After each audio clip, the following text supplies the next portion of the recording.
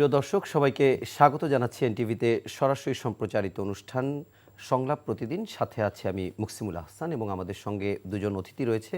তাদের সঙ্গে আমরা প্রথমে পরিচিত হব, তারপর আমরা দিনের গুরুত্বপূর্ণ বিষয়গুলো নিয়ে একটু আলোচনা করব। সেই সাথে আমরা আলোচনা করব নির্বাচন, সংস্কার, বিচার ইত্যাদি প্রসঙ্গেও। আমাদের সঙ্গে আলোচনার জন্য স্টুডিওতে আমরা দুজন অতিথিকে আমন্ত্রণ জানিয়েছি। আমার ঠিক বামে রয়েছেন আজিজুল বারী হেলাল, সাবেক ছাত্রনেতা, ছাত্রদলের সাবেক সভাপতি এবং বিএনপির তথ্য সম্পাদক, এবং তারপরে রয়েছেন শহীদুল ইসলাম, সভাপতি, ঢাকা সাংবাদিক ইউনিয়ন। আপনাদের দুজনকেই স্বাগত জানাচ্ছি এনটিভি স্টুডিওতে আজকের আলোচনায়। আমি হেলাল ভাই আপনাকে একেবারে কিছুক্ষণ আগে পাওয়া একটা সংবাদ দিয়ে শুরু করি। সেটি হচ্ছে জুলাই গণ অভ্যুত্থানের ইতিহাস সংরক্ষণ, নিহতদের পরিবার এবং আহতদের পুনর্বাসন এবং অভ্যুত্থানের আদর্শকে রাষ্ট্রীয়ভাবে প্রতিষ্ঠিত করতে জুলাই গণ অভ্যুত্থান অধিদপ্তর গঠন করেছে সরকার। কিছুক্ষণ আগে সে সংক্রান্ত একটি গেজেট প্রকাশ করা হয়। গেজেটে বলা হয়, গত 12 ডিসেম্বর উপদেষ্টা পরিষদের সবার সিদ্ধান্তের প্রেক্ষিতে মুক্তিযুদ্ধ বিষয়ক মন্ত্রণালয়ের অধীনে জুলাই গণ অভ্যুত্থান অধিদপ্তর প্রতিষ্ঠিত করা হলো। তো আমি একটু জানতে চাই যে এই জুলাই গণ অভ্যুত্থান অধিদপ্তর যেটি সরকার গঠন করেছে, এটিকে আপনি কিভাবে মূল্যায়ন করবেন? জুলাই গণ অভ্যুত্থানের যে অধিদপ্তর, এটা একটা গুড ইনিশিয়েটিভ। তবে ওই জুলাইতে যারা আহত হয়েছে, নিহত হয়েছে বা শহীদ হয়েছে, সেই অধিদপ্তর থেকে দান খয়রাতিমূলক একটা প্রতিষ্ঠান, তাই তো? এবং আপনার শহীদদের মর্যাদা তুলে ধরবার জন্য ইতিহাসও লেখে কিনা, রাজনীতিবিদ আবার ইতিহাস লেখা শুরু করছে, তো সেজন্য বলছি ইতিহাসও লেখে কিনা।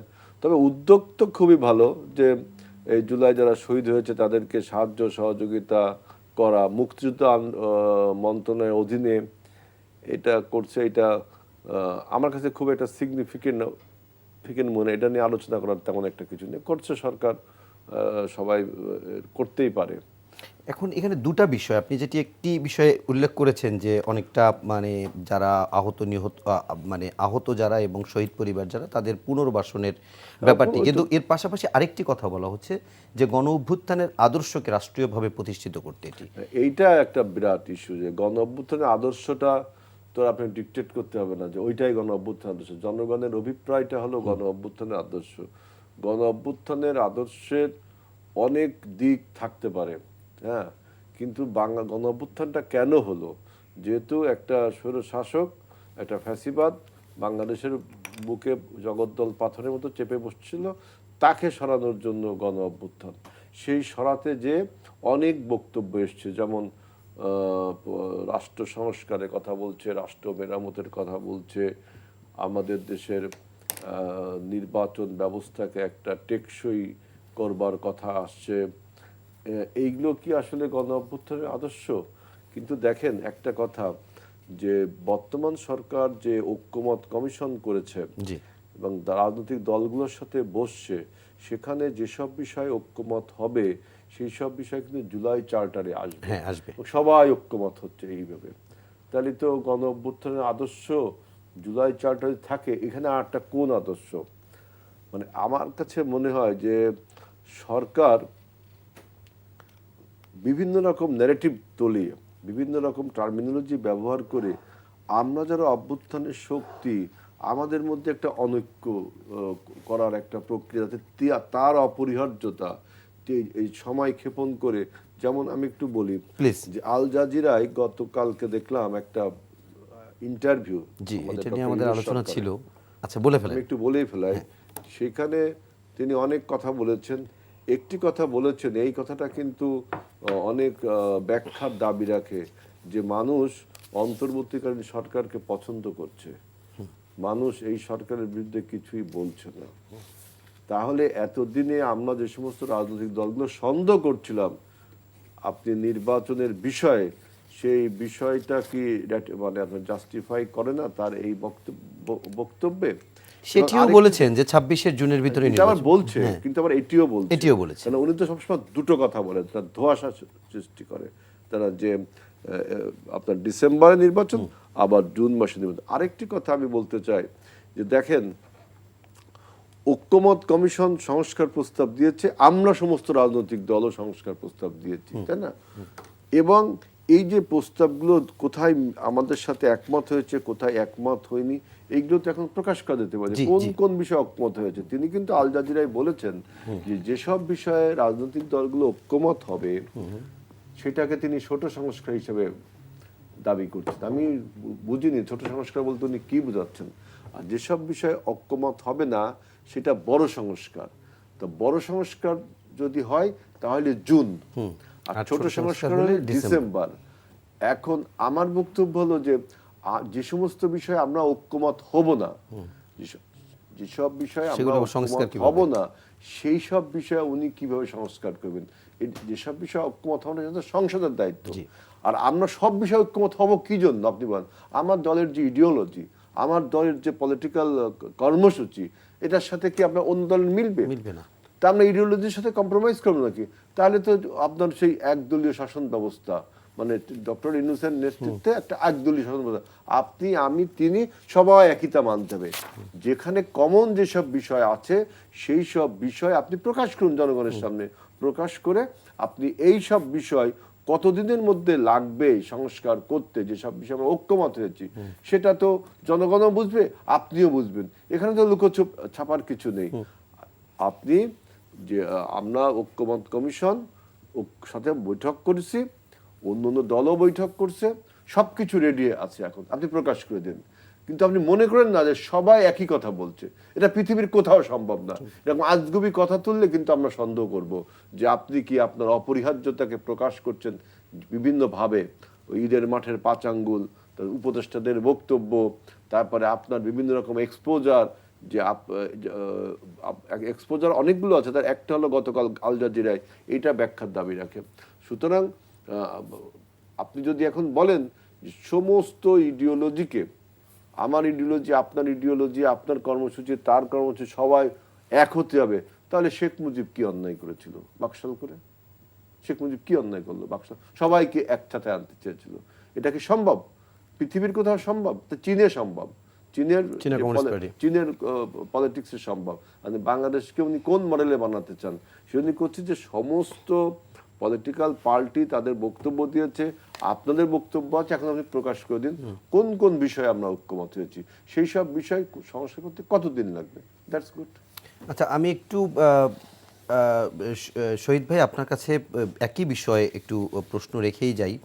সেটি হচ্ছে যে যে বিষয়টিতে প্রথমেই আমরা আলাপ করছিলাম এবং একটু আগে হেলাল ভাই বলছিলেন যে জুলাই গণ অভ্যুত্থান অধিদপ্তর গঠন প্রসঙ্গে, এটা নিয়ে আপনার কাছে আরেকটি আমার কাছে একটু সাথে একটা প্রশ্ন যোগ থাকবে। সেটি হচ্ছে যে আমরা দেখলাম যে অভ্যুত্থান হলো 5 আগস্ট, ডিসেম্বরে হলো উপদেষ্টা পরিষদের সভা, আবার এখন এপ্রিলে এসে হচ্ছে সেটার গেজেট, অর্থাৎ 4 মাস পরে সভা, তার 4 মাস পরে গেজেট। তো এত পরে কেন, বা এত পরের গুরুত্ব কতটুকু?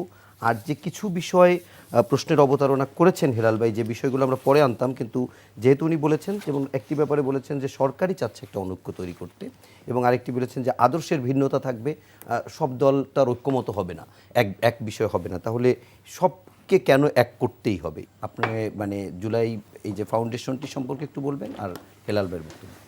জি, প্রথমেই ধন্যবাদ জানাচ্ছি আপনাকে, আপনার মাধ্যমে এনটিভির দর্শকদেরকে, আমার সহ আলোচক আমার শ্রদ্ধাভাজন আজিজুল বারী হেলাল ভাইকে। তো যে বিষয়টি নিয়ে আলোচনা হচ্ছিল আসলে, তো জুলাই গণ অভ্যুত্থান অধিদপ্তরের যে প্রজ্ঞাপনটা আজকে জারি হয়েছে সে বিষয়ে আপনি প্রথমে প্রশ্ন করেছেন। তো আমি এই বিষয়টিকে আসলে ইতিবাচকভাবে দেখতে চাই। কারণ হচ্ছে যে আমাদের দেশে একটি ৭১-এর পরে যে সরকারগুলো আসছে, একটা সময় তারা অনুধাবন করেছে যে মুক্তিযুদ্ধ বিষয়ক একটি মন্ত্রণালয় হওয়া দরকার। জি। তো একটা সময় এসে এই মন্ত্রণালয় গঠিত হয়েছে, এটার প্রয়োজনীয়তা দেখা দিছে। এটি মুক্তিযুদ্ধের পরপরেই এই মন্ত্রণালয়টি গঠন হয়নি, অনেক পরে হয়েছে। তো সেই দিক থেকে আমরা যদি অনেকে এই ২৪-এর গণ অভ্যুত্থানকে কেউ গণ অভ্যুত্থান বলেন, কেউ বিপ্লব বলেন, কেউ দ্বিতীয় স্বাধীনতা বলেন, অনেক নামে আমরা অভিহিত করি। এটা যার যার স্বাধীনতা আছে, এক একজন এক এক দৃষ্টিকোণ থেকে এটিকে দেখেন। তো সেখানে আমরা যদি হিসাব করি যে প্রায় ২০০০-এর মতো লোক শাহাদাত বরণ করেছে ছাত্র জনতা, প্রায় কোনো হিসাবে ৩৯,০০০ ছাত্র জনতা আহত হয়েছেন, এর মধ্যে অনেকে চোখ হারিয়েছেন, অনেকে পঙ্গু হয়ে গেছেন, তো অনেকে ছোট ছোট সন্তান রেখে বাবা হারিয়েছেন, অনেক মা তার সন্তান হারিয়েছেন। এভাবে এই রক্তক্ষয়ী সংঘর্ষের মধ্যে দিয়ে যে বিজয়টি এসছে, তো সেখানে এত বড় একটি বিপ্লবের পরে আমরা যদি বলি যে হ্যাঁ, এখানে এই বিপ্লবের সাথে, এই অভ্যুত্থানের সাথে বাংলাদেশের হাজার হাজার লক্ষ লক্ষ মানুষ জড়িত, সাফারারের সংখ্যাটাও অনেক বেশি। সুতরাং এদেরকে যারা জুলাই বিপ্লবে যারা শহীদ হয়েছেন তাদেরকে পুনর্বাসনের, তাদের পরিবারকে পুনর্বাসনের একটা বিষয় আছে, আহতদের চিকিৎসার একটা বিষয় আছে। সুতরাং এই বিষয়গুলো দেখভাল করার জন্য এবং এই বিপ্লবের যে ইতিহাস ঐতিহ্য এটিকে সংরক্ষণ করবার জন্য একটি অধিদপ্তর গঠন করেছেন। এটি অবশ্যই আমি ইতিবাচকভাবে দেখি। এবং যেটি বলেছেন যে এটি কেন দেরি হলো, সেইখানে একটি প্রশ্ন আসতে পারে যে একটু দেরি, এই দেরিটাকে খুব বেশি দেরি কিনা। এখানে অনেকগুলো কারণ থাকতে পারে এই দেরি হওয়ার, যেটি আমার মনে হয় যে দেখেন, আমলাতান্ত্রিক একটা কারণ থাকতে পারে। আমি সেটি বলতেছি যে আমলাতান্ত্রিক কারণ তো অবশ্যই আছে, যে এরপরে যেই আমলারা এখানে কাজ করবেন, আমাদের এই জুলাই বিপ্লবের পরে আমাদের মন্ত্রণালয়গুলো যেগুলো ছিল বিদ্যমান মন্ত্রণালয়, সেখানে যারা কাজ করেন সে অফিসগুলো কি সঠিকভাবে চলার মতো অবস্থায় ছিল? সেখানে বেশ কিছু রদবদল হয়েছে, অনেক তাদের ফাংশনাল হওয়ার জন্য সময় নিতে হয়েছে, এখনো কিছু আনরেস্ট ওটার মধ্যে চলছে। সুতরাং তার মধ্যে দিয়েও একটি অধিদপ্তর গঠন হয়েছে। আমি মনে করি যে এটি খুব বেশি দেরি হয়নি, যতটুকু হয়েছে এতটুকু মেনে নেওয়ার মতো সময় আমি মনে করব যে এটা খুব বেশি লিঙ্গারিং হয়নি, কারণ এই আনরেস্টগুলো ওভারকাম করে তারপরে এটি করতে হয়েছে। জুলাই চার্টারের সাথে এটা কোনো কনফ্লিক্ট করবে কিনা? কেন, জুলাই চার্টারের সাথে কনফ্লিক্ট করার কথা না। এটি জুলাই চার্টারটা তো গঠিত হবে একটা পলিটিক্যাল ঐক্যমতের মধ্য দিয়ে। আর এটি যারা এই জুলাই গণ অভ্যুত্থানে যারা অংশগ্রহণ করেছে, যারা শহীদ হয়েছে, যারা আহত হয়েছে, তাদের বড় দায়িত্বটা হবে যে সেই ইতিহাসটা সংরক্ষণ এই অধিদপ্তরের। আর সাথে সাথে এদেরকে এই অভ্যুত্থানের যারা সংযুক্ত ছিলেন তাদেরকে পুনর্বাসন একটি বড় দায়িত্ব হবে আমি মনে করি। সুতরাং সেই দিক থেকে এই কাজটি আমার মনে হয় যে মুক্তিযুদ্ধ মন্ত্রণালয়ের অধীনে দেওয়া হয়েছে, সেটি একটি ভালো দিক কিনা? যেহেতু এটি প্রায় এই কথাটা আমরা শুনি যে অনেকে কেউ এটিকে মুক্তিযুদ্ধের সাথে তুলনা করে কিনা, কিংবা ৭১কে ছোট করে এটিকে বড় করে কিনা। আসলে হয় কি যে দেখুন, এটা একটার সাথে একটা তুলনা করবার দরকার নাই। মুক্তিযুদ্ধ ৭১ সালে হয়েছে, আমাদের ৭১ সালের পরে যে সরকার আসছে, তো সেই সরকারগুলোর ভিতরে যারা 2006-এর পরে 2008-এর নির্বাচনের মধ্য দিয়ে যে সরকারটি গঠিত হয়েছিল, আমি মনে করি এরপরে যতগুলো নির্বাচন এগুলো প্রহসন। সুতরাং এই সময় যারা ক্ষমতায় ছিলেন তারা স্বৈরাচারে রূপ নিয়েছিলেন, তারা ফ্যাসিবাদে রূপ নিয়েছিলেন। সুতরাং তাদেরকে পরাজিত করবার জন্য, সেই মানে ফ্যাসিবাদের কবল থেকে দেশকে মুক্ত করবার জন্য একটি বিপ্লব হয়েছে। আমি তো মনে করি যে কেউ যদি এটিকে দ্বিতীয় স্বাধীনতা বলেন, ভুল করবেন না। তারা তো বলেন নাই এটি একমাত্র স্বাধীনতা, তারা দ্বিতীয় স্বাধীনতা বলছেন। দ্বিতীয় স্বাধীনতা বলা মানে প্রথম স্বাধীনতাটাকে তো ওন করেই সেটা বলা, রাইট, এবং সেটাকে তো অন করেই সে বলছে। সুতরাং এটিতে বলতেই পারে তার দৃষ্টিকোণ থেকে। সুতরাং সেই দিক থেকে আমি বলবো যে যারা এটা মানে মনে করেন তাদেরকে আমার মনে হয় যে রাষ্ট্রীয় স্বীকৃতি দেওয়ার জন্য যেই অধিদপ্তরটি করেছেন এটি আমার কাছে যৌক্তিক মনে হয়। একই সাথে আপনি যে আরেকটা প্রশ্ন তুলেছেন যে সংস্কার প্রশ্নে যে বিষয়টি, আমি তো আসলে হয় কি যে প্রধান উপদেষ্টা বেশ কিছু কথা আগে বলেছেন। তিনি ওই সংস্কার নিয়ে বলেছেন যে ছোট সংস্কার এবং বড় সংস্কার নিয়ে একটা প্রশ্ন আসছে এখানে। তিনি সে সময় পরিষ্কার করেছিলেন যেগুলো ছোট সংস্কার সবাই ঐক্যমত হবে সেই সংস্কারগুলো করবার, যেগুলো সবাই ঐক্যমত হবে না এগুলো বড় সংস্কার, এগুলো এখন করার, এগুলো নির্বাচিত সরকার হবে, পরে নির্বাচিত সরকার করবে। এটা তিনি পরিষ্কার করেছিলেন সেই সময়, আমি যদি বুঝতে ভুল না করি। এবং এটি যেহেতু তিনি পরিষ্কার করে বলেছেন, সুতরাং তার কথার উপরে আমরা আস্থা রাখতে চাই। তার মতো একজন ইন্টারন্যাশনাল ফিগার, এটি আমার মনে হয় যে বাংলাদেশের ইতিহাসে প্রথম। সুতরাং তার কথার উপরে অনাস্থা আমরা এখনও আনতে চাই না, আমরা বিশ্বাস করতে চাই। আমরা মনে করি তিনি যে কথাটি বলেছেন মিন করে বলেছেন, এবং তিনি যে সময়কে তিনি ইঙ্গিত করেছেন সেই সময়ের মধ্যে তার কাজটি করবেন। এরপরে বলেছেন যে যে বিষয়গুলো ঐক্যমত হবে না সেগুলো তো আর এখন আমরা করব না, সেটা আমি বললাম। জি, আমি একটু এই হেলাল ভাই আপনার কাছে একটা বিষয় একটু জানতে চাই, যে প্রসঙ্গে আপনি কথা বলেছিলেনই যে আল জাজিরাকে দেওয়া প্রধান উপদেষ্টার সাক্ষাৎকার, সেখানে কয়েকটি বিষয়ে কথা বলেছেন। আরেকটি বিষয়, আমরা একটি ভিডিও মোটামুটি ভাইরালই হয়েছে, গণমাধ্যমগুলোতে বেশ ঢালাও করে প্রচার করা হয়েছে এবং সেটি হচ্ছে যে প্রধান উপদেষ্টার সঙ্গে যখন নরেন্দ্র মোদী দেখা হলো, সবাই উঠে দাঁড়ালেন, আমরা খুব একটি অন্য লেভেলে চলে গেলাম এবং বাংলাদেশকে নিশ্চয়ই বাইরে প্রধান উপদেষ্টা হোক যে কেউ যখন রিপ্রেজেন্ট করে ভালোভাবে, সেটি আমাদের সবার জন্য ভালো লাগে। কিন্তু আল জাজিরার ইন্টারভিউতে আরেকটি কথা বলা হলো যে মোদির সাথে যে সাক্ষাৎকার হয়েছে সেখানে তিনি শেখ হাসিনাকে চুপ থাকার জন্য মোদিকে অনুরোধ করেছিলেন, কারণ তিনি বলেছেন ওই সাক্ষাৎকারে যে শেখ হাসিনা কথা বললে সেটি দেশের ভিতরে উস্কানি তৈরি হয়, অনেকে বিশৃঙ্খলা তৈরি হয় এবং তার এই কথা অনেকে নিতে পারেন না, যে কারণে চুপ থাকা। প্রত্যুত্তরে মোদি বলেছেন যে এটি তার পক্ষে সম্ভব না, কারণ তাদের দেশে সামাজিক যোগাযোগ মাধ্যম অবারিত। তো এই আসলেই কি সম্ভব না, নাকি ইন্ডিয়া মনে প্রাণেই চাচ্ছে না, নাকি বাংলাদেশের ভিতরে একটু অস্থিতিশীলতা থাকলে? না, এটা তো ঠিক যে ভারতীয় গভর্নমেন্ট, ভারতীয় সরকার কখনোই বাংলাদেশের ভালো চায় না, চাইতে পারেও না, এবং কখনোই বাংলাদেশের সাথে ভারতের ভালো সম্পর্ক ছিল না। যদিও ফ্যাসিস্ট হাসিনা দাবি করত কাগজে কলমে, কিন্তু বাস্তবে তো আপনার ফেলানির লাশ ঝুলে থাকতো আপনার কাঁটাতারের বেড়ায়, সীমান্তে মুহুর মুহুর গুলি করে আমাদের প্রচুর লোককে মেরে ফেললো, আমাদের পানি বন্ধ করে দেওয়ার হুমকি দিয়ে পানি বন্ধই করে দিত। এরকম, অর্থাৎ ভারত তো কখনোই চাইবে না এই যে পরিবর্তনটা হলো, কারণ ভারতের যে পাপেট, ভারতের যে মক্কেল, সেই মক্কেল তো পালিয়ে গেছে।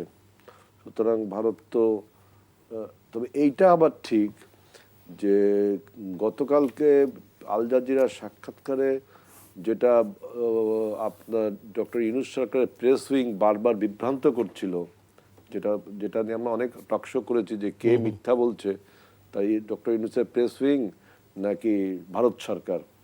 তো ডক্টর ইউনূস এটা বলল যে মোদিকে রিকোয়েস্ট করলে মোদি নাকি বলছে যে তাদের সোশ্যাল মিডিয়াকে তারা কন্ট্রোল করতে পারে না, এবং সে আরো অনেকগুলো প্রশ্ন তুলছে। বিমস্টেকের নেতৃবৃন্দের সাথে বসছে, তখন ওনার সাথে কথা হয়েছে, এবং তার আলটিমেটলি গোল হলো যে আসিয়ানের সাথে বাংলাদেশকে সম্পর্ক করা বা যোগ দেওয়া। তার মানে ক্যানভাসটা অনেক বড় করে ফেললেন না। এবং মোদির সাথে বিমস্টেকের বৈঠকের ফলে কি হলো, যে বাংলাদেশের ব্যবসাটা বন্ধ হয়ে গেল ভুটান এবং নেপালের সাথে, তাই না?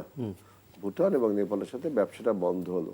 সুতরাং ওই মিটিং থেকে ভালো কোনো ফলাফল আসেনি। আরেকটা কথা দেখেন, যে একটু বলি যে এই যে মন্ত্রণালয়টা, অধিদপ্তরটা খোলা হলো, এটা আপনারা বলছেন খুব দেরি হয়ে গেছে। আমি তো মনে করি খুব তাড়াতাড়ি খুলে ফেললো, বুঝছেন? চিন্তা ভাবনা না করে হঠাৎ করে কোনো সিদ্ধান্ত নেওয়ার থেকে চিন্তা ভাবনা করে করা ভালো, তাই না? চিন্তা ভাবনা করে নেওয়াই ভালো। কারণ মুক্তিযোদ্ধাকে যেভাবে রাজনৈতিকীকরণ করে, বিশেষ করে একক দলের পক্ষে, আওয়ামী লীগ মুক্তিযোদ্ধাকে একক দলের পক্ষে রাজনীতি করে যে আপনার এককভাবে দাবি করে মুক্তিযোদ্ধাকে মানুষের কাছে একটু অন্যরকম করে দিয়েছে, পার্সিয়াল করা, অথচ মুক্তিযুদ্ধ এবং মুক্তিযোদ্ধা তো আমাদের সবার। ঠিক একই রকম যদি এই যে জুলাই চার্টার বা জুলাই অভ্যুত্থান, আমরা যেমন বলি 24-এর গণ অভ্যুত্থান, মুক্তিযুদ্ধের সময় ছিল স্বাধীনতা যুদ্ধ না মুক্তিযুদ্ধ, এই যে বাইনারিগুলো তারা তুলছেন, বানাচ্ছেন, এগুলো সব চিন্তা ভাবনা করেই করা উচিত। যে মুক্তিযুদ্ধ আপনাদের যে যে অধিদপ্তরটা হয়েছে, এটা খুব দেরি হয়নি। এটা তো আমি তো বললাম, এটা কাইন্ড অফ মানে আপনার কাইন্ড অফ দান খয়রাতের একটা প্রতিষ্ঠান, এই তো। এবং ইতিহাস, মুক্তিযুদ্ধের ইতিহাস সংরক্ষণ করবে, এটা কোন ধরনের কথা? ইতিহাস আমি ইতিহাস লাগবো, আপনি ইতিহাস লাগবেন, সেই ইতিহাস লাগবে, সব ইতিহাস সংরক্ষিত থাকবে। এখন যদি মুক্তিযুদ্ধের ইতিহাস আপনার ওই যে আওয়ামী বয়ানে যা লেখা হয়েছিল, সেইগুলোই মুক্তিযুদ্ধ জাদুঘরে ছিল, সেইগুলোই মুক্তিযুদ্ধ মন্ত্রণালয় ছিল, ওই ইতিহাস তো লেখে ইতিহাসবিদরা নাকি রাজনীতিবিদরা? এই অধিদপ্তরের দায়িত্ব যদি হয় ইতিহাস লেখা, তাহলে কিন্তু আমি এর বিরোধিতা করতেছি। অধিদপ্তরের দায়িত্ব যত ইতিহাস আছে সব ইতিহাসকে নির্মোহভাবে সংরক্ষণ করতে পারেন, তাই না? এর সংরক্ষণ করতে পারেন যে ওইটাই বলেছি, ইতিহাস সংরক্ষণ লেখা বলে নাই। আমাদের উত্তর পুরুষরা এই পূর্বপুরুষদের শৌর্য বীর্যকে তারা মনে রাখবে। আর একটা দেখেন, এই সরকার বলছে যে সংস্কার করবে।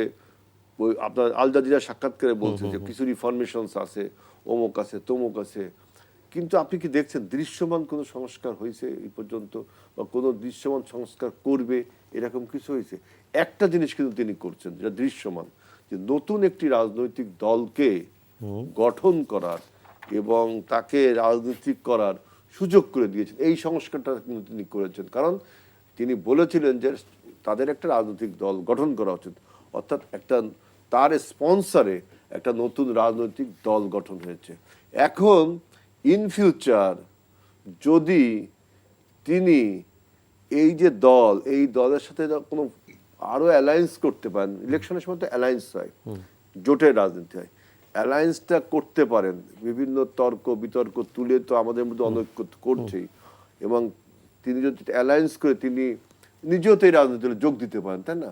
এরকম অনেক পারেন না? যদিও বলছেন তিনি রাজনীতি করবেন না।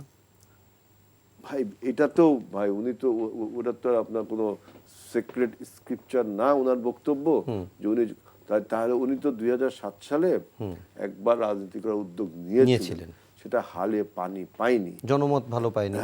এখন তো জনমত তো খুবই, উনি তো বলছে যে জনগণ তার এই অন্তর্বর্তীকালীন সরকারকে আরো ক্ষমতায় দেখে। কারণ কি একটা কথা বলে দেখি, সবাই যখন বলছে যে আপনি একটা কংক্রিট ডেট বলেন, আপনি দুইটা ডেট বলেন কেন? আপনি দুইটা ডেট বলেন কেন? এইখানে তো সন্দেহ। তারপরে নতুন নতুন টার্মিনোলজি তৈরি করছেন কেন?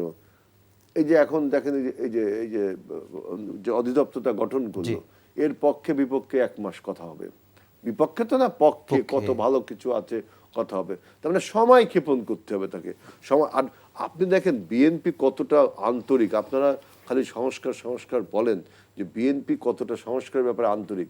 আমরা কিন্তু যে 31 দফা দিয়েছি, এটা বিবর্তনের ধারায় 2016 সাল থেকে যে দফাগুলো দেওয়া হয়েছিল সংস্কারের জন্য, তা বিবর্তিত হয়ে আজকে 31 দফা সমস্ত রাজনৈতিক দল আমাদের মিলে হয়েছে। এখন এই 31 দফা আপনি দেখেন যে আমরা কিন্তু এই দফায় অনন্য, আমরা প্রান্তিক পর্যায়ে এগুলো আলোচনা করছি, সমস্ত ডিস্ট্রিক্ট প্রত্যেক জায়গায় কর্মশালা হচ্ছে, আলোচনা করতেছে, এটা কি এর ত্রুটি বিচ্যুতি।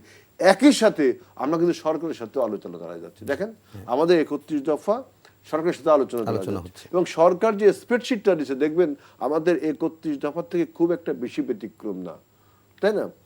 তারপরেও কেন সরকার সময় ক্ষেপণ করছে, এটা হলো আমাদের প্রশ্ন। ওকে, আমি ঠিক এই প্রশ্নটাই শহীদ ভাই আপনাকে করতে চাই। আলাল ভাই, হেলাল ভাই শেষে যেটি বললেন যে সরকার কেন সময় ক্ষেপণ করছে, সাথে আরেকটি কথা হেলাল ভাই বলেছেন যে দৃশ্যমান সংস্কার, মানে সংস্কার দৃশ্যমান হচ্ছে না বা চোখে পড়ছে না। আপনি আসলে সংস্কারের অগ্রগতি কতটুকু দেখেন, আর সরকার কেন সময় ক্ষেপণ করছে বলে মনে হয়? দেখুন, আসলে সংস্কার দৃশ্যমান হচ্ছে না এখন, সেটি আমাদের একটি প্রশ্ন যেটি হেলাল ভাই তুললেন। তো সরকার তো বলতে পারেন যে 8টি সংস্কার কমিশন গঠন করেছে, এবং তারা প্রত্যেকেই তাদের একটি সংস্কার প্রস্তাবনা দিয়েছে। একটা অগ্রগতি আমরা যদি বলি যে প্রস্তাবনা দিয়েছেন, এখন সেটিকে কার্যকর কতটুকু করতে পারবে সেটি নিয়ে আলোচনা হতে পারে, এটি একটি অগ্রগতি। এখন দৃশ্যমান অগ্রগতি বলতে আমি যেটি বুঝি যে আমাদের কাছে যেই জায়গাটায় বেশি নজর দেওয়া উচিত ছিল বলে আমরা মনে করি, সেটি হচ্ছে যে এই জুলাই অভ্যুত্থানের পরে বরং সংস্কারের যেটি, যে এই হত্যাকাণ্ডের সাথে যারা জড়িত তাদেরকে বিচারের আওতায় আনা, সেই বিচারটা করা জরুরি দরকার ছিল। সেই বিচারটা কতটুকু আগাচ্ছে সেই বিষয়ে আমাদের প্রশ্ন করা দরকার ছিল যারা সরকারে আছেন, যারা বিচার কার্যের সাথে জড়িত আছেন। এরপরে এই যে আমরা যেই বিষয়গুলো দেখি আমাদের, আপনি বিচারের কথা যেহেতু আনলেন, একটু বিচার নিয়ে একটা ব্যাপার বলি। সেটি হচ্ছে যে আমরা যখন দেখলাম যে জুলাই আগস্টের আন্দোলনের সময় যারা বিভিন্ন সময়ে আহত নিহত হয়েছে, তাদের পক্ষ থেকে যে মামলা হয়েছে সেটি আন্তর্জাতিক অপরাধ ট্রাইব্যুনালে মামলা হয়েছে। বিচার প্রক্রিয়া এক ধরনের শুরুর দিকে বলা যায়। যখন তাদেরকে আদালতে আনা হয়, সাবেক মন্ত্রী এবং যাদেরকে হুকুমদাতা বা নির্দেশদাতা হিসেবে বলা হয়, তারা কেউ কেউ দেখা যাচ্ছে যে যাওয়া আসার পথেই বক্তব্য দিচ্ছেন, কেউ হেলমেট ফেলে দিচ্ছেন, কেউ হুমকি দিচ্ছেন। এরকম ঘটনাও যেমন আছে, আবার তারা উষ্মা প্রকাশ করছেন, আবার আদালত তাদেরকে সতর্ক করে দিচ্ছেন। প্রথম দিকে আমরা ডিম ছোড়াছড়ির ঘটনাও দেখেছি, মাঝে কিছুটা বন্ধ ছিল।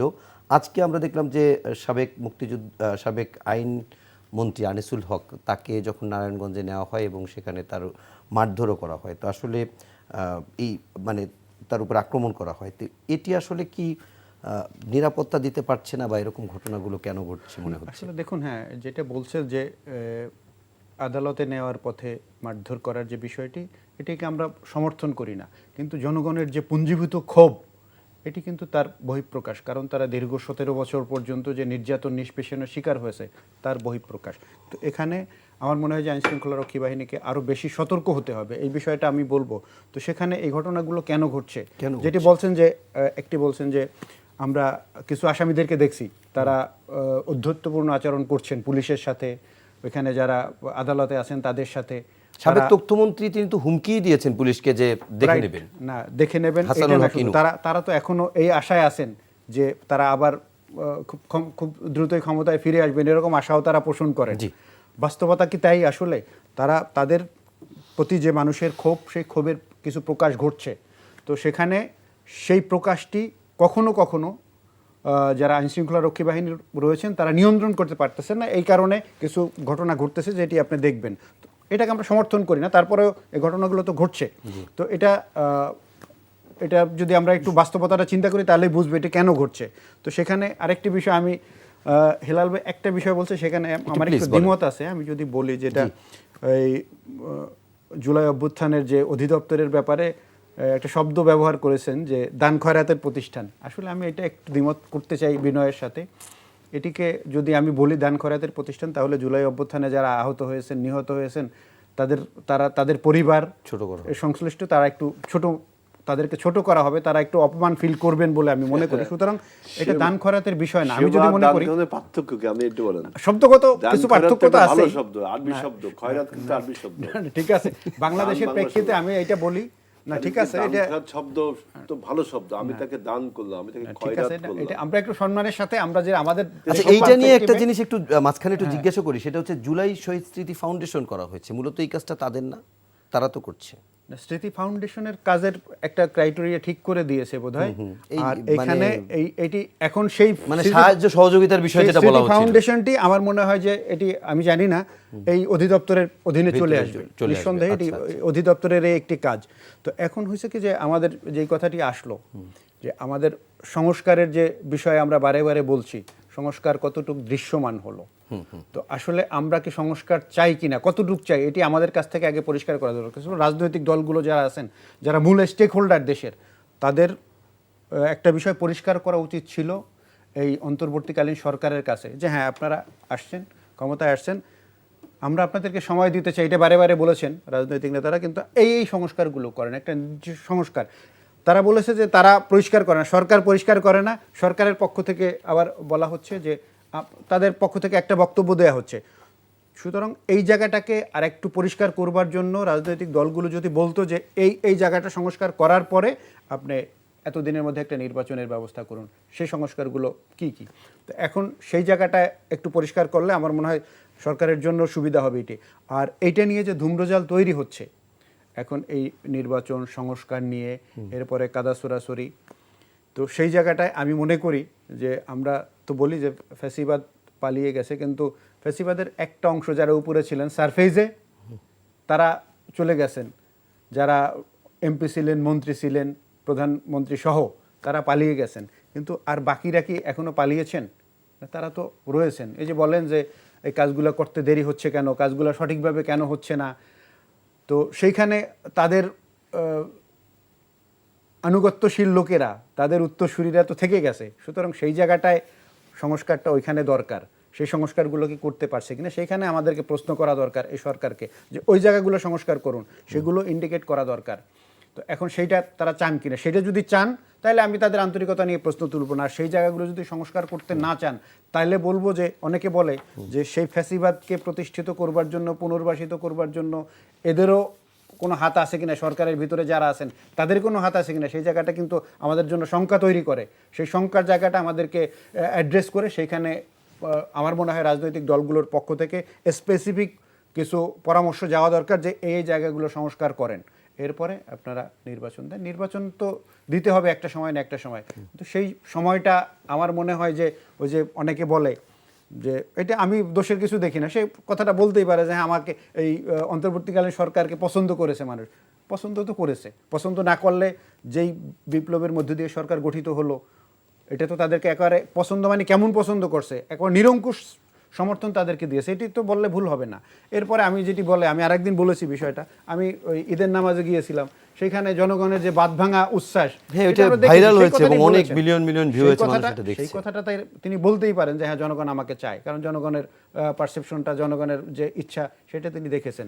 তো তারপরেও বলেছেন যে আমি এরপরেও আমি দীর্ঘস্থায়ীভাবে ক্ষমতায় থাকার জন্য আসিনি, একটা এদেশ চালাবে নির্বাচিত প্রতিনিধিরাই। সুতরাং আমি সেই একটি ঐতিহাসিক একটি নির্বাচন, এই কথাটাই তিনি বোধহয় বলেছেন যে আল জাজিরার ইন্টারভিউতেও বলেছেন। স্মরণকালের ভিতরে সবচেয়ে ভালো একটি নির্বাচন উপহার দিয়ে আমি যেতে চাই। সুতরাং আমরা সেই বিষয়ের উপরে আস্থা রাখি। অবশ্যই আমরা আস্থা রাখি, যদিও এর আগে সব সরকার প্রধানই বলেছেন যে তারা যে নির্বাচনটি দেবে সেটি ইতিহাসের সবচেয়ে ভালো হবে, কিন্তু ফখরুদ্দিন মইনুদ্দিনও সবগুলো বলছিল। সেটি হয়নি। ইসলাম, আমরা একটু হেলাল ভাই আপনার কাছে একটু যেতে চাই কয়েকটি বিষয় নিয়েই, সেটি হচ্ছে সংস্কার ইস্যুতে তো জানতে চাই, পাশাপাশি আপনি শুরুতে যে একটি কথা বলছিলেন সেটি ধরে যদি একটু আগাই, আমরা এই প্রসঙ্গগুলো শেষ করে একটু ভূ রাজনীতির দিকে যেতে চাই। তো আগে এই প্রসঙ্গে একটু আপনি একটু শেষ করতে, যদি এরকম ব্যাপারটা, সেটা হচ্ছে যে আপনি অনৈক্যের একটা কথা বলছিলেন, আমরা দিন যত দেখছি ঐক্য কমছে কিনা, আর যেটি আমরা বিভিন্ন জায়গায় ঝটিকা মিছিল বলি কিংবা খণ্ড মিছিল বলি বা একেবারে স্বল্প সময়ের জন্য আওয়ামী লীগের মাস্ক পরা মিছিল দেখি, সেই মিছিলগুলো কি আসলেই এই অনৈক্যর জায়গা থেকে হচ্ছে কিনা, মানে নাকি জনমন আসলেই আওয়ামী লীগকে ফেরত চাচ্ছে, মানুষ চাচ্ছে? এইটা তো আপনি থার্ড যে এটা দিলেন, ওইটা তো ঠিক না, ওইটা একদম ঠিক না। আমি আমার কথা শুরু করি, আমার ভাই একটা কথা বলছে, দান খয়রাত শুনলে মানুষের নাকি মনে কষ্ট পায়। এখন বাংলা ভাষার থেকে দান খয়রাত শব্দ উঠাই দিতে হবে, কারণ দান হলো সংস্কৃত শব্দ, বাংলা ভাষার উৎপত্তি হচ্ছে সংস্কৃত থেকে। পালিতেও কিন্তু দান ভাষা আছে। দান মানে কাউকে কিছু দেওয়া, সাহায্য করা, সহযোগিতা করা। It's a good word to honour someone, দান। আপনি আর ওইটাকে অপমান বোধ করলে সেটা আপনার বিষয়, কারণ ব্যাকরণ বাংলা ভাষায় দান। আর খয়রাত আরবি শব্দ, এটা মানে কি খয়রাতটা কিন্তু ভিক্ষা? আরবি শব্দ না, ভিক্ষা না, এটা আপনি বলছেন। মানে কি জানতে চাচ্ছি? খয়রাত মানে হলো আপনার সদকা। আচ্ছা, সদকা, সদকা মানে দানেরই এটাও একটা এক রকমের দান। প্রতিশব্দ। সদকা আরবিতে বলে খয়রাত, আর আমরা সংস্কৃতে বলে দান। খয়রাতের সাথে ফার্সি ই প্রত্যয় যুক্ত হয়ে এটা হয়েছে খয়রাতি। সুতরাং দান খয়রাত ইটস এ গুড টার্ম। আপনার আকবর আলী খানের একটা বই আছে, বিচিত্র ছলনার জালে রাজনীতি, অথবা এই বইতে, অথবা পরোক্ষপরতার অর্থনীতি, এই বইতে দেখবেন সে দান খয়রাতের অর্থনীতি বলে একটা চ্যাপ্টারই লিখছে। দান খয়রাতের অর্থনীতি মানে আমাদের দেশে যে PL 480 আসতো, তারপরে গভর্নমেন্ট ওই যে কাবি খা আরো কি প্রজেক্ট করতো না, এইসব প্রজেক্টে শেষ পর্যন্ত কাজে লাগে না, তার একটা, এবং কাজে তো লাগে না, বরঞ্চ ওইখানে আরো কিছু মানে এনার্কি সৃষ্টি করে। এটার উপর তিনি একটা প্রবন্ধ লিখছেন, প্রবন্ধ নাম ছিল দান খয়রাতের অর্থনীতি, বুঝছেন। বাংলাদেশ ছিল, ইংরেজিতে ছিল ডোনেশনস অ্যান্ড আপনার ওয়েলফেয়ার, এরকম একটা কি দিয়েছিল। ওকে, আমরা একটু সুতরাং এইটা আমি ভাইয়ের কাছে বিনয়ের সাথে বলতে চাচ্ছি, আপনি যেভাবে বললেন তাতে তো মনে হচ্ছে জুলাইকে আমি একদম, আমি যে ভালো করার জন্য বলছি, দান খয়রাতের একটা Positive meaning আছে। দাতব্য, চ্যারিটেবল, আপনার social welfare, kind of that. এটাকে আমি বাংলা ভাষায় বলছি বলে আপনি, দান খয়রাতের বাংলা তো হয়তো হতে পারে না। দানটা বাংলা এখন ফার্সি শব্দ না? আমাদের বিদেশি শব্দের একটা শব্দ, আমাদের দেশে হাজার হাজার লক্ষ লক্ষ বিদেশি শব্দ, তাই না? তাহলে ওইটা আমি ব্যবহার করছি। আচ্ছা, এই একটা কথা। এইবার বলছেন যে অনৈক্য, জি এইটা একটু দেখেন, আপনি দেখেন যে আওয়ামী লীগের বিচার, সবচেয়ে আওয়ামী লীগ যারা ভিকটিম কারা, এই দেশের জনগণ, তাই না? রাজনৈতিক দল ভাবে আমরা অনেকেই এর ভিকটিম, এবং এই দলকে এখন পুনর্বাসনের একটা প্রক্রিয়া শুরু হয়েছে। সার্জিস আলম বলছে যে আওয়ামী লীগের কম অপরাধী, বেশি অপরাধী, মাঝারি অপরাধী তাদেরকে মাফ করার একটা কথা বলছে। আবার আসিফ ও একই রকম কথা বলছিল। তারপরে আবার দেখলাম যে যারা এই মাফিয়ার কাউন্সিলর, মেম্বার, চেয়ারম্যান ছিল, তাদেরকে নিয়ে একটা মিটিং করার আমার প্রবণতা দেখেছিলাম। আবার এখন দেখতেছি যে বিভিন্ন প্রান্তিক পর্যায়ে এই নতুন দলের যে সমস্ত, এবং অনেক ধর্মস্থায়ী রাজনৈতিক দলেরও, শুধু নতুন দলের না, তাদেরও আমি দেখলাম প্রান্তিক পর্যায়ে যে কমিটিগুলো হচ্ছে, সেখানে তাদের দল ভারী করবার জন্য, এলাকায় শক্তি সঞ্চয় করবার জন্য এই মাফিয়াদের কিন্তু প্রদান আপনার নেওয়া হচ্ছে। অতএব আপনি টেলিভিশনে এসে বলবেন বিচার চাই, বিচার চাই, আর আপনি কাজ করবেন এরকম, এটা তো একটা প্যারাডক্সিক্যাল বক্তব্য, এটা তো স্ববিরোধী কথাবার্তা। এবং সরকারও দেখবেন যে বিভিন্ন রকম টার্মিনোলজি দিচ্ছে, যেটার যেমন একটা হলো গণপরিষদ। আপনি দেখেন গণপরিষদ একটা বক্তব্য শুধুই দিয়ে যাচ্ছে, আমি দেখলাম এনসিপিরা বুঝছে না যে গণপরিষদ যদি আপনি করেনি, তাহলে আজকে সংস্কার নিয়ে আলোচনা করার দরকারটা কি? সংস্কার, সংবিধান সংস্কার, প্রশাসনিক সংস্কার, এইগুলো যদি আপনি আলোচনা করছেন, তাহলে গণপরিষদে কি হয়? নতুন সংবিধান হয়, তাই না? নতুন সংবিধানে কি লেখা হবে তা আপনি আগেই সংস্কার মনস্কার কথা বলছেন। তার মানে আমাদের রেহমান সুমান প্রথম আলোতে লিখেছিল যে ঘোড়ার আগে গাড়ি জুড়ে দিচ্ছে, মানে কি কি সংস্কার হবে আগেই সব কথাবার্তা বলছেন, বিভিন্ন রকম টার্মিনাল চলছেন, আবার বলছেন নতুন একটা সংবিধান তৈরি হবে, তাই না? তো নতুন গণপরিষদে যারা নির্বাচিত হবে তারা নতুন করে সংবিধান লিখবে। তাহলে আপনি এখন যে কথাগুলো বলছেন এগুলো অমূলক কথা। এইভাবে আমাদের মধ্যে একটা অনৈক্য তৈরি করা হচ্ছে। হেলাল ভাই, একটা বিষয় একটু আপনি যদি একটু ক্লিয়ার করতেন, সেটি হচ্ছে যে আপনাদের জোটভুক্ত বা আপনারা যারা একসঙ্গে রাজনীতি করেন, নিশ্চয়ই তাদের সবার সংস্কার ইস্যুতে ভাবনা সমান না, কিন্তু সম্ভব না তো, এটা কি প্র্যাকটিক্যাল? না না না, কিন্তু আপনাদের বেসিক কিছু জায়গায় যারা জোটভুক্ত বা একসঙ্গে করেন তাদের এরকম কোনো আলাপ হয়েছে কেন? কারণ আজকে নূরের যে রাজনৈতিক দলটি গণ অধিকার পরিষদ, তারা জাতীয় ঐকমত্য কমিশনের সঙ্গে সভা করেছে এবং সেখানে এই সংবিধান পুনর্লিখন বা সংবিধান পরিবর্তনের জন্য তারা গণভোটের কথা বলেছে। তো ছোট ছোট জায়গাগুলো যদি এক না হয় তাহলে টোটালি এক হওয়া একটু কষ্ট হয়ে যাবে না? এখন গণভোট বলতে কোন প্রসঙ্গে? সংবিধান পরিবর্তনের ক্ষেত্রে গণভোট নেওয়ার কথা বলেছে। এইটা তো আর একটা টার্মিনোলজি ব্যবহার হলো যে এখন গণভোট, সংবিধান পরিবর্তন, গণভোটের কথাও এনসিপি বলছে। সংবিধান তাইলে তো ওই যে গণপরিষদই হইতে পারে। হ্যাঁ, সংবিধান পরিবর্তন বলতে কি, তাই গণপরিষদ হয়ে নতুন সংবিধান তৈরি হবে। আর সংবিধান পরিবর্তন তো আপনার গণভোট ছাড়াও করা যায়। সংবিধান পরিবর্তন সংস্কার করা যায়, সংস্কার, তার সংবিধান পরিবর্তন বলতে মানে একেবারে এটা ফেলে দিয়ে আরেকটা, তাই তো একই বক্তব্যই লাগছে। হ্যাঁ, এই জন্যই বললাম। অর্থাৎ সব আরেকটা কথা দেখেন, এই যে আপনি আপনি আপনি এখন বলতেছেন যে দেখেন, আমি মনে করি একটা রাজনৈতিক দল, আমরা ভোটে জিতে ক্ষমতায় আসলাম বা আপনি ভোটে জিতে ক্ষমতায় আসলেন, আপনাকে আমি কিছু সার্টেন রুলস অ্যান্ড রেগুলেশন দিয়ে দিলাম যে আপনি এবার দেশ চালাবেন। তার মানে কি, আপনাকে হাত পা বেঁধে দিলাম, এবার তুমি সাঁতার কাটো, তাই তো হলো? যে সরকার গঠন, আমাদের তো প্রচলিত সংবিধান রয়েছে, বেসিক সংবিধান রয়েছে, তারপর ওই সংবিধানকে ভিত্তি করে আমি কিভাবে দেশ চালাবো সেই আইনটা কে করে? সেই আইনটা রাজা, মানে যে ক্ষমতায় থাকে সে করে।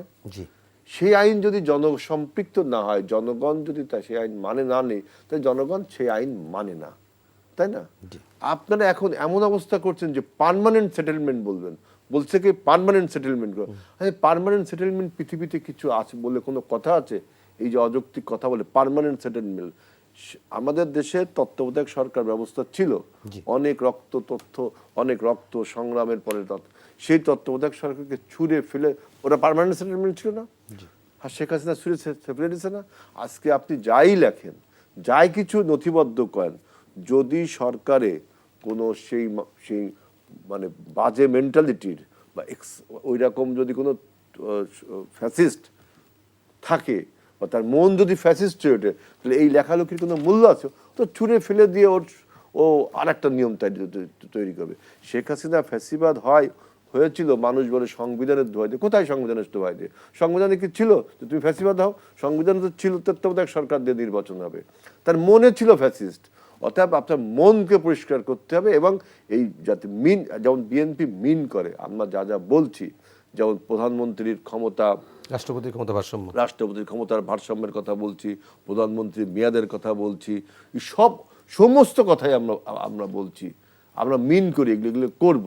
তারপরেও আপনারা আমি দেখলাম যে এই সরকার এমন টেকনিক্যালি কথাবার্তা বলে, এই যে এখন নতুন একটা শব্দ শুনলাম আপনাদের কাছে যে গণভোট, আর একটা শুনলাম যে ওই যে ফাউন্ডেশন গঠন করা হয়েছে, এই সমস্ত কথাবার্তা বলে জনগণকে আপনার একরকম মাইন্ড ডাইভার্ট করে নির্বাচনটা চাওয়া, গণতন্ত্রের যে পূর্বশর্ত নির্বাচন, এইটা চাওয়া একটা ক্রিমিনাল অফেন্সের মতো করে ফেলানো হচ্ছে। অথচ মনে করেন যে পলিটিক্যাল পার্টিসগুলো তৈরি হয় কি জন্য? ভোটের মাধ্যমে ক্ষমতায় আসার জন্য। ভোটের মাধ্যমে ক্ষমতা আসার জন্য। সেইটাকে আপনি এই যে স্থানীয় সরকার কমিশন দেখলাম একটা প্রস্তাব দিয়েছে, দেখছেন? স্থানীয় সরকার কমিশনের প্রস্তাব দিয়েছে যে এখন আর মেয়র, তারপরে ওই যে কাউন্সিলর, কি কি আরো কি কি পদ আছে, চেয়ারম্যান, এইগুলো নাকি কাউন্সিলরদের ভোটে হবে। মানে আইয়ুব খানের সেই basic democracy kind of that. তার মানে আপনার বিরাজনীতিকরণের কি চিন্তা ভাবনা তাদের রয়েছে।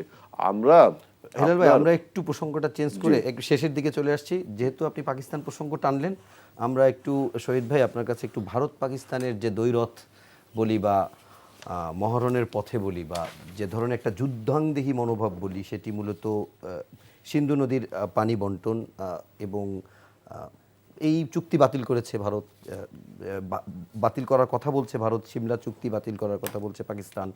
একটা খুব বাজে একটা পরিস্থিতিতে আছে। এরকম জায়গা থেকে নিশ্চয়ই বাংলাদেশ পার্শ্ববর্তী দেশ, আমাদের পরে এর তো প্রভাব আছে, কিন্তু ফেসবুক থেকে শুরু করে অনেকের বক্তব্যেও আমরা দেখলাম যে সোশ্যাল মিডিয়ায় আওয়ামী লীগের অফিসিয়াল যে পেজটা আছে সেখান থেকে জুমে যে বক্তব্য দেওয়া হচ্ছে, সেখানে দলের একজন কেন্দ্রীয় নেতা তিনি বলছেন যে ভারতের এরকম সময় ভারতের পাশে আমাদের দাঁড়ানো উচিত। আবার দেশের ভিতর থেকেও কেউ কেউ ফেসবুকে দেখা যাচ্ছে যে পাকিস্তানের পক্ষে অবস্থান নিচ্ছে। তো আমরা আসলে ভারত বা পাকিস্তান তারা যুদ্ধে জড়ানোর আগেই কি আমরা মোটামুটি অবস্থান নিয়ে নিচ্ছি, বা একটা স্বাধীন সার্বভৌম রাষ্ট্র হিসেবে এই নীতি কেমন দেখুন?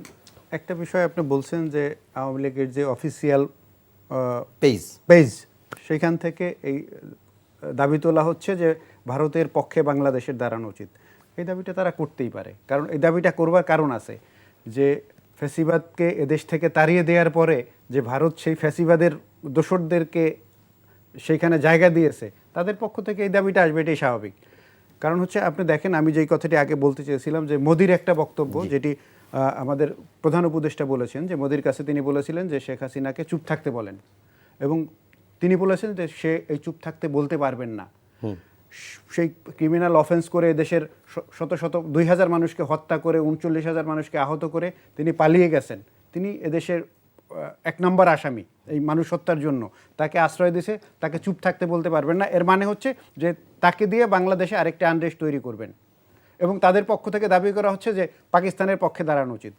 একটা কথা যে অফ এয়ারে আমাদের হেলাল ভাই বলতেছিলেন যে যখন ভারতে মোদির যখন জনপ্রিয়তা একেবারে শূন্যের কোঠায় চলে আসছে, কমে গেছে, তখন তিনি সেখানে একটা আনরেস্ট তৈরি করে একটা যুদ্ধের, প্রতিবেশী রাষ্ট্রের সাথে একটা যুদ্ধ অবস্থা তৈরি করে তার জনপ্রিয়তা বাড়াবার চেষ্টা করছেন কিনা, হতে পারে। আপনি দেখেন যে আমরা পেহেলগামে যে 26 জন মানুষকে হত্যা করবার ঘটনাটা ঘটেছে, এটি কারা ঘটিয়েছে? তার আগে আমরা কি দেখি ভারতে? হ্যাঁ, না, তার আগে সেটাই যে সেই ঘটনাটা কারা ঘটিয়েছে সেটি পাকিস্তানের উপরে দায় দেওয়া হয়েছে, কিন্তু সেই ভারত থেকে আবার এরকম দাবি উঠছে যে এটি অভ্যন্তরীণ হত্যাকাণ্ড হোক, এই দাবিও কেউ তুলছে।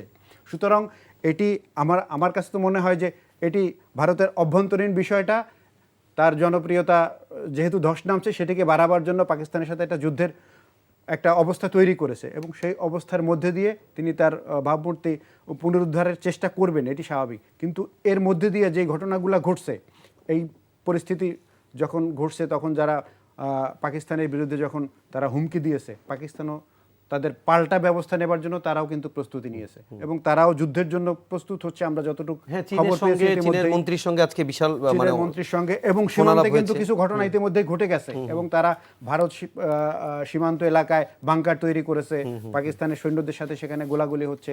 বিভিন্ন আন্তর্জাতিক গণমাধ্যমগুলো সেটা নিয়ে বিশ্লেষণ প্রকাশ করছে। এরপরে ভারতের আভ্যন্তরীণ সেনাবাহিনীর ভিতরে এক ধরনের রিপার্কেশন তৈরি হয়েছে, এগুলো আমরা দেখতে পাচ্ছি। সুতরাং এটা দিয়ে আমার কাছে মনে হয় কি যে বাংলাদেশে আমরা যেই 5ই আগস্ট পূর্বে শেখ হাসিনার যে দুর্দন্ত প্রতাপ দেখেছি, সেই প্রভাব এবং প্রতাপের সময় এদেশের কোনো মানুষ চিন্তা করতে পারে নাই যে একেবারে তল্পা সহ তিনি পালিয়ে যাবেন। তো এখন এই যে ভারতে যে ঘটনা ঘটতেছে, এটি দিয়ে মোদি যে ঘটনাটি ঘটতেছেন এটি হিতে বিপরীত হতে পারে। কারণ আমরা পশ্চিমবঙ্গে কলকাতাতে যে অবস্থা দেখতেছি কয়েকদিন যাবৎ, সেখানে মানুষের ভিতরে মোদির বিরুদ্ধে যে অবস্থান মানে তৈরি হচ্ছে, আগে থেকে এখন আরো বাড়ছে, এটি আরো বৃদ্ধি পেয়েছে। সুতরাং এই অবস্থার মধ্যে দিয়ে সে নিজেকে রক্ষা করবার জন্য যে চেষ্টা করছেন এটি নাও হতে পারে, এটি উল্টো দিকেও যেতে পারে। সুতরাং এই ভারত পাকিস্তান যে যুদ্ধের দামাও বাড়ছে, তো হয় কি যে এটি যদি আমাদের এক খুব নিকট প্রতিবেশী ভারত এবং পাকিস্তানের মধ্যে যদি এই যুদ্ধটি আল্লাহ না করুন বেঁধেই যায়, তাহলে এর কিছু রেশ কিন্তু আমাদের দেশেও পড়বে। সুতরাং আমাদের কামনা করা উচিত যে এই যুদ্ধটা যাতে না বাধে, এটি যাতে তারা আলোচনার মধ্য দিয়ে এটির একটা নিষ্পত্তি করতে পারে। কারণ আমরা এটা মনে করি, কারণ হলো যে এই ভারত পাকিস্তানের যদি একটা যুদ্ধ তৈরি হয়, তাহলে এই উপমহাদেশে যে প্রভাবটা পড়বে সেটি নেওয়া এই সাবকন্টিনেন্টের জন্য খুব কষ্টকর হবে। এটি আমরা সারা দুনিয়াতেই দেখি, যেখানে যুদ্ধ হচ্ছে সেখানকার যে পরিস্থিতি, সেখানে হাজার হাজার লক্ষ লক্ষ লোক উদ্বাস্তে পরিণত হয়, সেখানে খাদ্য সংকট দেখা দেয়, মানুষের আবাসের সংকট দেখা দেয়। সেই সংকটগুলো থেকে যদি এই জনপদের মানুষকে, এই উপমহাদেশের মানুষকে রক্ষা করতে হয়, তাহলে যুদ্ধের থেকে শান্তির পথে ফিরে আসা উচিত। ওকে, অনেক ধন্যবাদ। আমরা একটু হিলাল ভাই একেবারে শেষ পর্যায়ে আসছি। এই ইস্যুটাই আমি একটু ভূরাজনীতির এই বিষয়টায় একটু কথা বলবো, কিন্তু তার আগে আপনি 1 মিনিটে যদি একটা বিষয়ের একটু উত্তর দিতেন ভাই। সেটা হচ্ছে যে আজকেও আইন উপদেষ্টা বলেছেন বিচারাধীন মামলার উপরে আইন মন্ত্রণালয় হস্তক্ষেপের কোনো সুযোগ নেই এবং আইন মন্ত্রণালয় এবং আইন বিচার বিভাগ স্বাধীনভাবে কাজ করছেন, তার বক্তব্য এটি আছে এবং আমরা সেটি বিশ্বাসও করতে চাই। কিন্তু আমার প্রসঙ্গটা একটু অন্য জায়গায়। প্রসঙ্গটা হচ্ছে ঢাকা দক্ষিণ সিটি কর্পোরেশনের মেয়র হিসেবে ইশরাকের মোটামুটি গেজেট হয়ে গেছে গতকাল। এই দুইটা নির্বাচন আমার যতটুকু মনে পড়ে, ঢাকা উত্তর এবং দক্ষিণ নির্বাচন দুপুর 12টার দিকেই মনে হয় বিএনপি এই নির্বাচন বর্জন করেছিল এবং প্রার্থীরা যারা ছিল তারাও বলছে যে আমরা এই নির্বাচনে আর নাই। কিন্তু ধরলাম যিনি মেয়র হয়েছেন এবং নির্বাচন অবৈধ, তাহলে তার অবৈধ।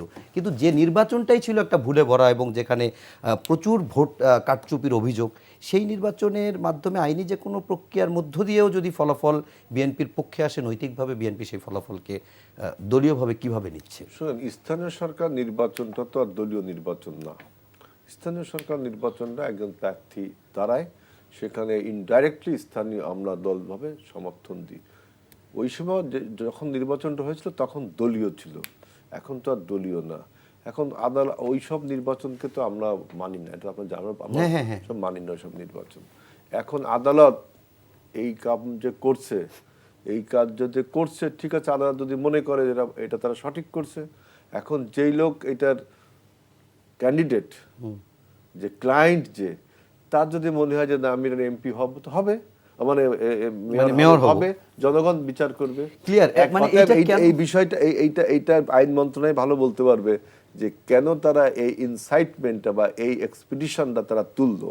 বিএনপির সামনে একটা বার্ডেন দিয়ে দিল কিনা, কেননা মানে চরমোনাই পীর সাহেব যে বরিশালের সিটি, এখন তারাও সেখানে একটা অস্থিতিশীলতা তৈরি করছে। স্বাভাবিক, সবাই পরাজিত প্রার্থী হবে হয়েছে, এটা তো সে তো তখন বলবে যে ভাই আমি তো সিটি কর্পোরেশন তো স্থানীয় নির্বাচন, আমি ব্যক্তিগতভাবে দাঁড়াইছি, আমাকে হাইকোর্ট যদি বলে যে তুমি নির্বাচনে জিতছ, তো কিছু করার নেই। না, বলছে বিএনপির প্রার্থী হিসেবে আওয়ামী লীগের জায়গায় বিএনপি প্রতিস্থাপিত হবে। সেকেন্ড ওইখানে যতক্ষণ ভোট হয়েছিল সেখানে সেকেন্ড প্রার্থীকে, এটা আইনের কচ্ছা নেই, ভালো জানি না, তবে এইটা যে ব্যক্তি হচ্ছে মেয়র তার নিজস্ব ব্যাপার, এখানে দলীয় কোনো। এবার আমরা একটু আমার আইন উপদেষ্টা বোধহয় একটি বক্তব্য দিয়েছেন, তিনি এই যে প্রজ্ঞাপনটা জারির ব্যাপারে তার কিছু আপত্তি আছে, আমি যেটা দেখতে পেয়েছি। এই বিষয়টা আমার মনে হয় যে এখানে কিছু ধোঁয়াশা এখনো থেকে গেল, কিছুটা রয়ে গেছে কিনা এই প্রশ্ন, কারণ এটা চট্টগ্রাম থেকে শুরু হয়েছে। কিছু তোলা হচ্ছে to delay the election and to show the indispensability of doctor Yunus, nothing more. Okay, এবার আমরা একটু ভূ রাজনীতিতে আসি, যেটি আমি আগেই বলছিলাম, একটু ছোট্ট করে আমরা একদম শেষে, সেটা হচ্ছে যে এইটা আমরা কি আসলে ভারত পাকিস্তান কারো পক্ষে অবস্থান নেওয়া এই মুহূর্তে আমাদের পাকিস্তান যুদ্ধ, জি এইটা একটা মানে আমরা বাংলাদেশের লোক, আমাদের কাছে কিরকম একটা কেমন যেন একটা চাঞ্চল্যকর মনে হয়, একটা এক্সাইটমেন্ট মনের মধ্যে চলে আসে, ওরা কি কয় একটা অভিযানের মতো মনে হয়। যেমন উনি যেটা বললেন ভারত পাকিস্তান যুদ্ধ হলে আমরা ক্ষতিগ্রস্ত হব কিভাবে, ওখানে দুইজনই নিউক্লিয়ার বোমা হ্যাঁ, দুজনের কাছে। পারমাণবিক শক্তি। তবে এই নিউক্লিয়ার বোমা ফাটানোর মতো ক্ষমতায় দুই দেশের নেই, যতই যাক বলুক।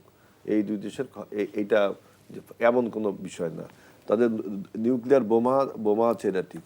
এখন যেটা বলছি যে মাইন্ড ডাইভার্ট, কারণ ভারত হলো একটা সেকুলার রাষ্ট্র, তারপর সবাই জানি সেকুলার রাষ্ট্র, এবং এটার জন্য ভারত প্রশংসিত হতো। কিন্তু এইবারের বিজেপি সরকার, মানে অটল বিহারী বাজপেয়ীর যে বিজেপি সরকার, এইবারের যে বিজেপি সরকার, যে মোদির আরএসএস এসে যখন বিজেপিতে বসলেন, তারপরে সে সেকুলারিজমকে তাড়িয়ে দিয়ে, মানে সেকুলারিজম কিন্তু বাংলাদেশের সেকুলারিজম আর ভারতের সেকুলারিজম এক না, এটা মনে রাখতে হবে। ওয়েস্টার্ন সেকুলারিজম, বাংলাদেশের সেকুলারিজম এক না। সেকুলারিজম শব্দ বললেই যদি আপনি বলেন, আমি বলছি ভারতীয় সেকুলারিজম যে বাদ দিয়ে তারা হিন্দুত্ববাদে চলে গেছে, হিন্দুত্ববাদে চলে গেছে। এতে তার একটা আপনার তার জনপ্রিয়তা কমছে। তারপরে মাঝে ভারতে কিন্তু একটা কৃষক বিদ্রোহ হয়েছিল বড়, এরকম বিভিন্ন জায়গা কিন্তু মোদির সরকারের বিভিন্ন রকম। তারপরে আন্তর্জাতিকভাবেও কিন্তু মোদি দেখেন সব জায়গাতে drive and out, except Bhutan. আমার মনে হয় ভুটান ছাড়া, আর ভুটান আর বাংলাদেশ ছিল তার আয়ত্তে, ভুটান ছাড়া বাংলাদেশ তো গণ।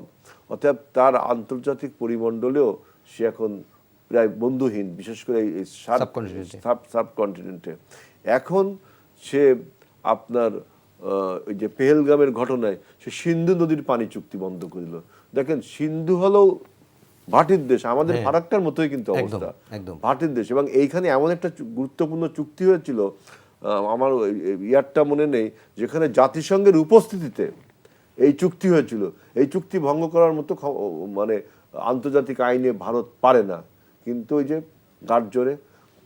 পাশাপাশি ষাটের দশকে, আমার ঠিক সালটা মনে নেই, একটা চুক্তি হয়েছিল আপনার প্রথমে 48-এ, সিন্ধু চুক্তি। সিন্ধু চুক্তিতে কিন্তু জাতিসংঘের উপস্থিতি হয়েছিল, কেউ এই চুক্তি ভাঙতে হবে না, এবং অভিন্ন নদীর পানি সেভাবে বন্টন হচ্ছিল। কারণ সিন্ধু নদীকে কেন্দ্র করে যে সভ্যতা গড়ে উঠেছিল, সেই সভ্যতাই কিন্তু এই যে ভারত, পাকিস্তান, বাংলাদেশের এই সভ্যতা, যে আপনার 70% পানি সেখানে পাকিস্তানে যায় এবং 80% মানুষ সেই পানির পরে ডিপেন্ডেন্ট। এবার দেখেন যে এরা যে সিমলা চুক্তি বাতিল করলো, পাকিস্তান তার প্রত্যুত্তরে কাউন্টার দিল। সিমলা চুক্তি বাতিল করলে ভারতের কি ক্ষতি হবে, এইটা আমি ভারতের একটা জিনিস ক্ষতি হবে, যে কাশ্মীর প্রশ্নে আন্তর্জাতিক ময়দানে পাকিস্তান কথা বলতে পারবে না। এই হলো সিমলা চুক্তির একটা অংশ ছিল। তা পাকিস্তান তো আমি দেখলাম সবসময় কাশ্মীর প্রশ্নে আন্তর্জাতিক অঙ্গনে কথা বলছে। তা সিমলা চুক্তি তো ওইভাবে ভাইব্রেন্ট ছিল না। সিমলা চুক্তির আরেকটা অধ্যায় ছিল বাংলাদেশকে নিয়ে। বাংলাদেশের 99,000 যে যুদ্ধবন্দী, তারা যে ভারতের কারাগারে ছিল, তাদেরকে রিলিজ করা এই সিমলা চুক্তির আওতায় হয়েছিল। সুতরাং আমি মনে করি এইটা একটা প্রক্সি ওয়ার, এইটা একটা শ্যাডো ওয়ার। এই ওয়ারের ফলে আপনার Pakistan stress his muscle, and Bharat তার নিজস্ব, ভারত সরকারের নিজস্ব অজনপ্রিয়তাকে ডাইভার্ট করবার জন্য সেও কিছুটা মাসেল স্ট্রেস করছে। এই মাসেল স্ট্রেস করলে আমরা যারা বাংলাদেশের লোক আছি, আমরা এটা দেখছি। ওই যেভাবে আর্জেন্টিনা আর ব্রাজিলের ফুটবল খেলা দেখি না, কিন্তু আমাদের সমস্যাটা ওইখানে যে ওদের নিউক্লিয়ার বোমা আছে। এই বোমা বিস্ফোরণ হলে কিন্তু এই উপমহাদেশে আমরা কেউই ভালো থাকবো না। তবে আমার দৃঢ় বিশ্বাস এই সক্ষমতা দুই দেশেরই নেই। এই ফোটানোর মতো থাকলেই যে ফোটাতে পারবে, সেই সক্ষমতা দুই দেশের নেই।